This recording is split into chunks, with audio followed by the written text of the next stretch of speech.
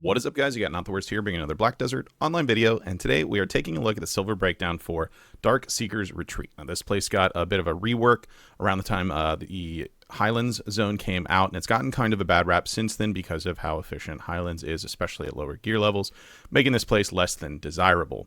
So I hadn't really paid much attention to it since it came out, just kind of listened to what other people said, and it's not worth doing, do Highlands, whatever kind of thing. Ended up revisiting it, and it turns out that's actually not entirely correct. This place is actually better than Highlands, but there's a lot of caveats with that, and the biggest one being it requires a lot of gear, which is kind of feels somewhat superfluous because in order for this to be better than Highlands, you need better gear, and you're kind of grinding for better gear at these zones since you want your flames and your artifacts while you're kind of working on them. So that's what ends up kind of making this place seem like it's not worth doing. If you do have very high gear, it's actually insanely profitable, which we'll get into. But let's cover some of the basics first, starting with, if you're not familiar with the spot, where is it located? It's in the Olakita region. You can see in relation to Musgar. Highlighted over here. It's got plenty of room for rotations for the sake of this video and being able to do this at a high level. You do need to find a spot where you're going to have 5 available packs and possibly more if you're faster. 4 is not going to cut it at all, and in fact, if you're clearing 3 and 4 packs, you can pretty much just go straight to Highlands because it's not worth your time if that's this rate at which you're clearing. As far as drops, we'll get those up on the screen. Nothing to really talk about here, to be honest with you. It drops the artifacts, drops the flames, of course the pity pieces for each one, fragments and embers. No raw Kafirs, just dust in there. It's an okay amount. And then notably you have the trash loot at 45,570 silver each, which does pile up quite a bit. This is an aggress efficient zone, meaning you can use 20k or in some scenarios a bit under 20k for a full hour's worth. And it makes actually a lot of money, but again, only at a very high gear level does this actually kind of work. The mob type here is demi-human, so you can take advantage of that. However, your best lightstone set, rather than running the wilds demi-human, is going to be the watch your back set, and that's because, as you'll see when we get into the mechanics section, you're doing virtually 100% back attacks here, so the damage output on that lightstone set is just drastically better. And in addition to, this place has the awesome benefit of being an 1100 AP zone like all of the Olakita regions, so the extra raw AP off of the Watch Your Back set is also extremely valuable here. So keep that in mind. The other thing is you have to be running an elixir rotation to pull the types of numbers we're going to be looking at, or actually even approaching this being better than Highlands. If you're not interested in doing that and you want a chill, relaxed grind, again, Highlands is a great option. Burn your aggress there. Don't bother with this. This is... there's no other way to put it.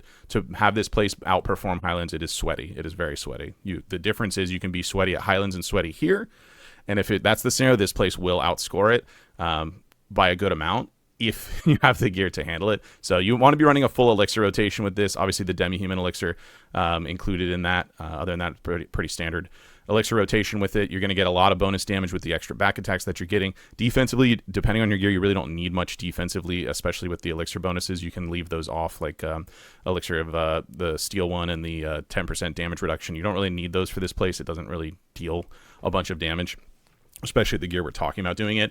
Overall, I would say you want to definitely be over, I know the recommended that it shows on screen, you want to be over that 1000 AP while running an elixir rotation. This means you can't really crutch a frenzy draft because that has a 35 monster damage. The difference in how fast you're clearing on a frenzy draft versus elixir rotation is night and day for this this grind zone, and a lot of that has to deal with because you're dealing just back attacks. There's so much extra damage modification stat that you need to be using off the elixir rotation, otherwise just not worth your time. Side note, frenzy draft is actually better than elixir rotation unless you can hit 1100 AP without a frenzy draft at Highlands. So again, if you want to run this chilled, relaxed, lower gear score type grind, just do Highlands and grind out your stuff there. If you want to min-max and really go for broke on this to actually squeeze out some really nice money, then you can give Darkseeker's Retreat, but you got to be set up properly for it. Make sure you have your add-ons built around that as well. However you need to set up to make sure you're scoring your back attack pretty early in there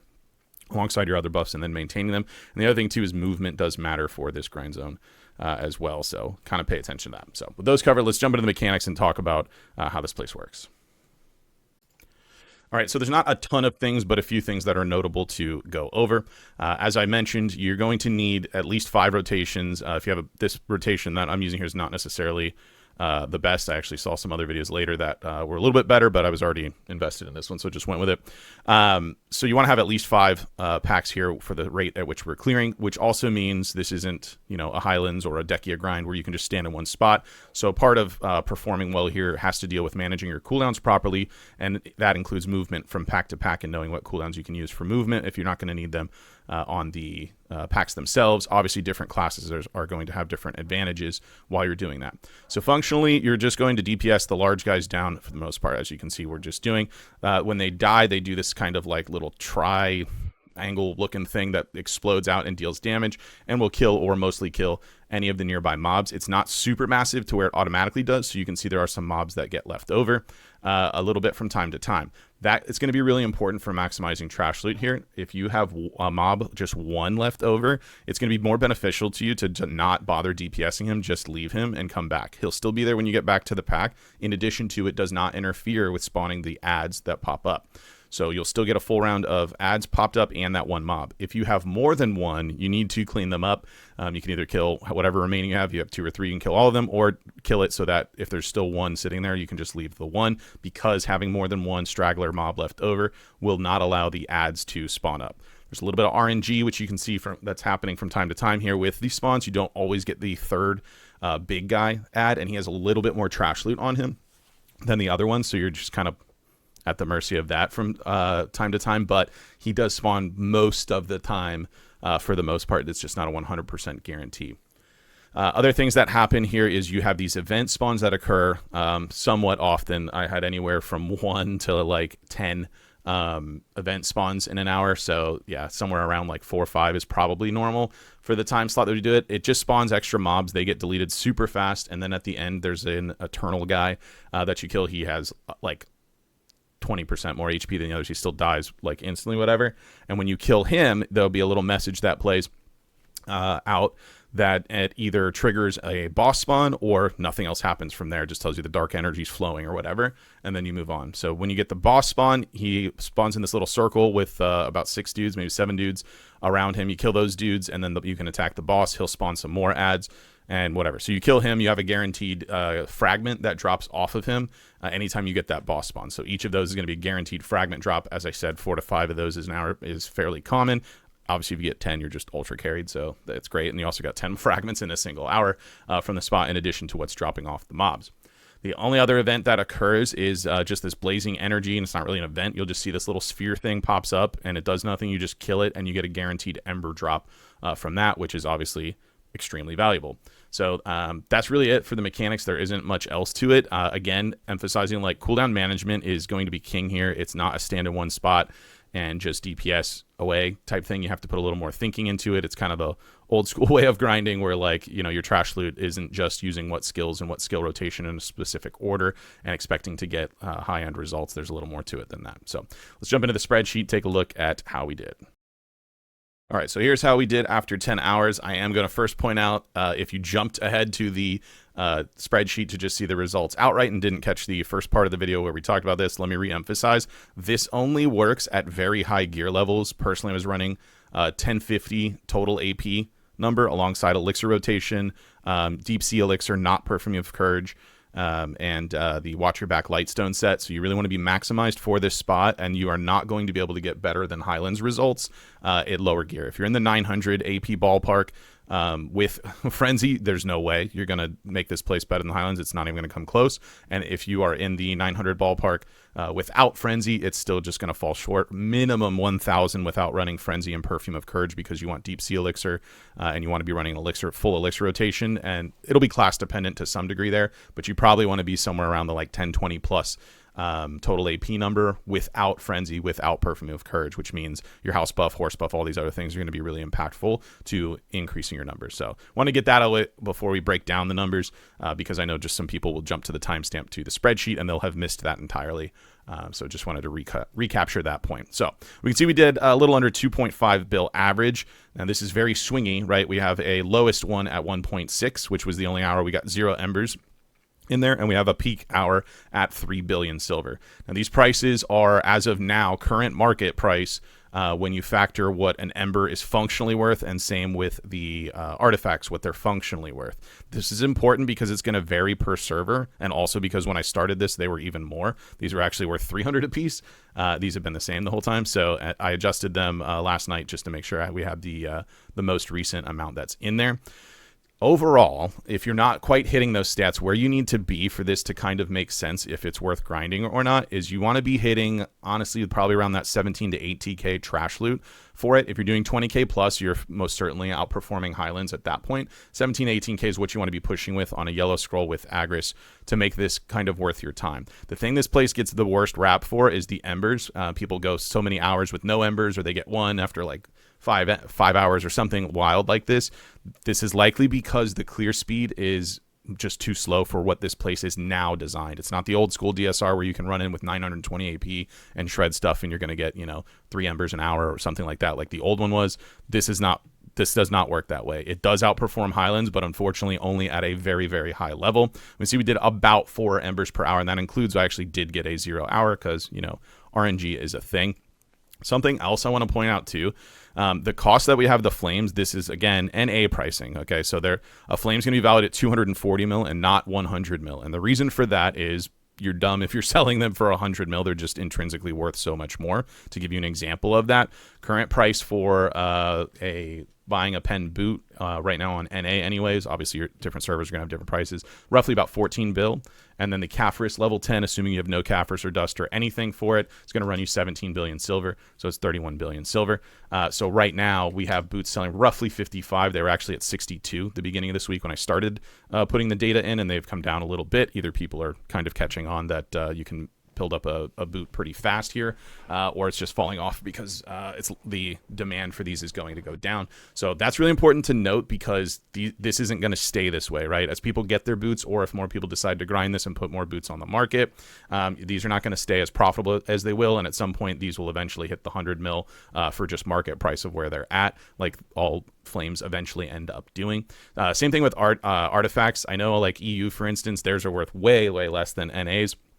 Our total artifact still sells at about 9 billion right now, which again makes the price of the fragments more than just the I think they list it like, I want to say 70 or 80 mil a piece, which again, just keep them, make the artifact and sell the thing in whole. You get more money for it that way, especially if you're going to spend any amount of time here. So that's how we're going to value those. It's a little bit different than, say, I'm not a fan of, like, if you look at the Serendia Elvia spots and you grind orcs or whatever and you have 100 red shards. I really don't like looking at data where we just value 100 red shards as half of a 5 billion silver cup. It's misleading to me, because that 5 billion silver cup only happens if you invest more time into grinding the other shards, right? So it's for me to say that these 100 shards are worth 2.5 billion and I just need the other pieces so that I can make the other 2.5 billion.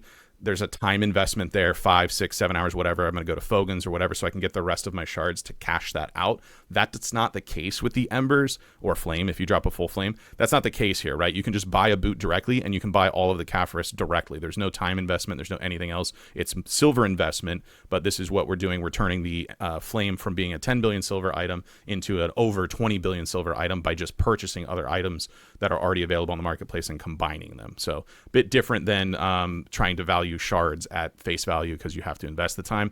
Something else, the last point that I want to point out is, if you did drop a full artifact or a full flame, artifacts are not super uncommon to this zone. I know Highlands has better drop rate, but they're not super uncommon. If you did, just to show you what that does to your average on NA, again, because different servers have different prices for these. If you had one in that time span, obviously your average is going to jump drastically, because for that single hour you're doing over 10 bill for it, since it's almost a 10 bill item by itself. So your average is going to go to 3.3, which is pretty nutty. And then the flame, I mean, it just makes it kind of ridiculous, right? It's 4.8 if you actually dropped a flame within that 10-hour set with it. That's your average. And again, because now you have an over 20 billion silver hour, because these flames are literally worth over 20 billion silver if you just buy a boot and Caphras. If you have an extra pen boot and a bunch of extra Caphras, obviously your profitability is going to be higher, but you're still going to calculate the flames basic value is, you know, minus those items, since you could just sell those items independently. I just wanted to point out what that does to the average, because the thing is, these numbers at this level of gear, these numbers are slightly better than, say, current Tungrad Ruins, or about in line with them. When you average, I think I came out to that one around 2.2 or so, 2.3, something like that. So it's pretty close to that, but your high-end rolls are much higher. You have a lot of more opportunity cost with the flames and artifacts being able to drop, whereas at Tungrad Ruins, you have Origin of Dark Hunger that caps out at 3 billion silver. Over here, you have a functionally 20 billion silver and a 10 billion silver item that can drop, albeit much more rare than the 3 billion at Tungrad Ruins. So something to think about if you are deciding to grind this spot. Personally, I'm just going to finish off the embers that I have from current now, which I think after this, I think I'm up to like 40 or so. I'm going to finish that, and I'm probably never coming back to this spot after that. It's a pretty sweaty grind to be able to pull these numbers.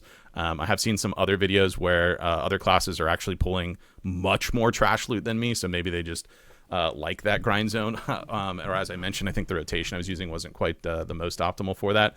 So there's still some more ceiling to be had based on class rotation and kind of min-maxing some more things, but I don't really like grinding that way for that spot. It's if you want to burn Agris, like I said a million times, Highlands is just way more chill. The gear entry to perform well at Highlands is so much lower. So the level of both functional awareness investment and then the gear investment to be able to have this spot outperform Highlands just doesn't really make it worth it for me. I'd rather just kick back, chill, grind, do whatever. So I'd be at Tungrad Ruins, and then if I want to burn Agris, just go to Highlands and call it a day and not worry so much about trying to min-max this. But it is an option for you. Unfortunately, I wouldn't say it's really an option if you're currently trying to grind out your artifacts or your embers, because it's very likely the rest of your gear isn't going to be able to hit these, you know, well into the 1000 AP with Elixir rotation and Deep Sea Elixir running. So that's what kind of puts this out of the rate. But I at least wanted to cover this in a video to kind of help let people understand that DSR isn't broken. It's just poorly designed in the sense that you need a large amount of gear for it to actually perform well as far as money per hour. So that's going to be it for this video. Let me know what you guys think about what's going on in the comments down below. If you did enjoy the video, be sure to like it. If you're new to the channel, be sure to subscribe so you get notifications when new videos go live. And if you'd like to catch me playing live, there's a link to my Twitch page in the description down below. You can jump on over there, drop a follow so you get notifications for that as well. You can also check me out, me grinding some of these hours in some of the latest VODs. Anytime I do these videos, I do these hours while I'm on stream, so that's something to note too. So if you want to see a full hour instead of just the clips that I include in there, or several hours, you can just go to the VODs from this previous week from when this was posted and check them out there. So that's gonna be it for this one. I want to thank everybody for watching, and I will see you next time.